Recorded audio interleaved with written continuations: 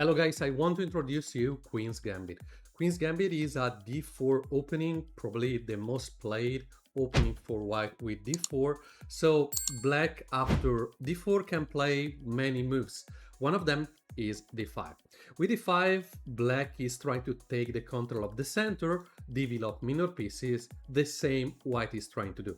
Here white can play c4 and black have many possibilities. One of them is d takes c4. Here white has many possible moves like e4, knight f3, but there is actually a trap that black can fall into. So I told you there are many possibilities. One of them is, for example, e4. After e4, black can play knight f6, going to attack this pawn immediately, and for that reason, white has to push the pawn again.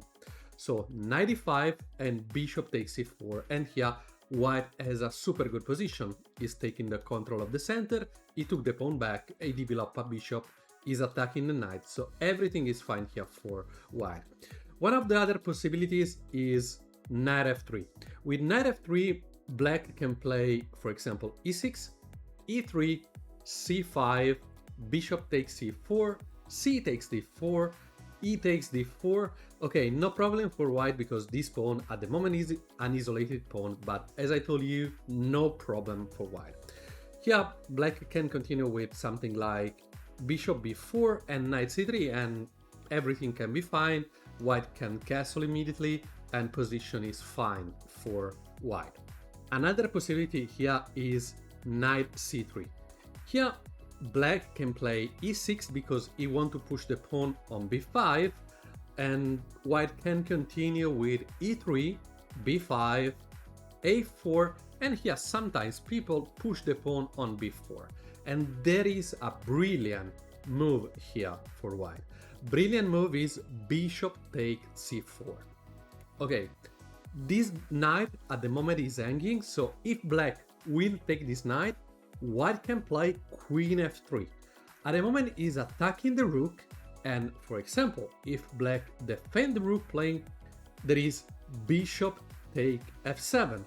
Only move here is king d7 and queen d5, checkmate. Last possible move here for white is e3, and for example, if black will continue with b5, that's a strange move. Is try to defend the pawn, but this is actually a bad move.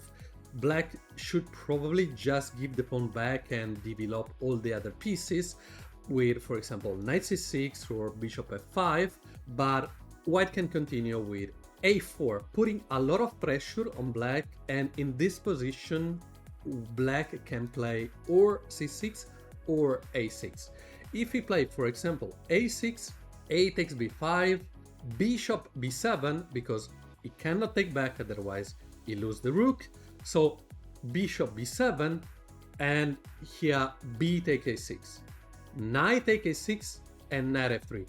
And it's very difficult for black to defend them. For example, knight b4, rook takes a8, queen takes, and knight c3, and everything can be fine here for white. But here, if defend with c6, white can continue with a takes b5, white first capture b pawn. Here black should not take the pawn back, because if he play c takes b5, queen f3, so queen is attacking the rook and black cannot defend the rook, because every single move, every single possible moves like bishop b7, queen takes b7, knight c6, queen takes, so another piece for white, knight f6, white can just take the rook, queen c7, again, queen takes the rook, and queen b6, white can take again the rook. Queen's Gambit is also possible to be played with a decline variation, so it means that black has not to take this pawn. You have 2-3 possible moves here. One of them is e6. After e6, white has many options too. He can, for example, take on d5, e takes d5 and play knight c3, but it's also possible to be played knight c3 immediately, and here other too many options, or d takes c4, and here white has to play e4 and take the pawn back later, or he has to play something like knight f6. here is possible to play c takes d5, e takes d5, and knight f3, and the position here is equal for both players. In this position is also possible to play c6. c6 is the Slav variation, and with this line there are many possibilities for both players. For example, if white will play something like c takes d5, c takes d5, bishop f4, knight f6, and knight c3, position is completely equal for both players. Another option can be knight f3. Knight f3, here there are other two different lines. Or d takes c4, where white will play something like e3, b5 defending c4 pawn, a4, e6, and b3. Position is also completely equal, probably a slight better for white, but main line here is knight f6. Knight f6 can continue with c takes d5 and c takes d5, that is also fine, but main line is e3. e3, white continue to develop. e3 is very nice because it makes way for the light square bishop to defend c4 pawn.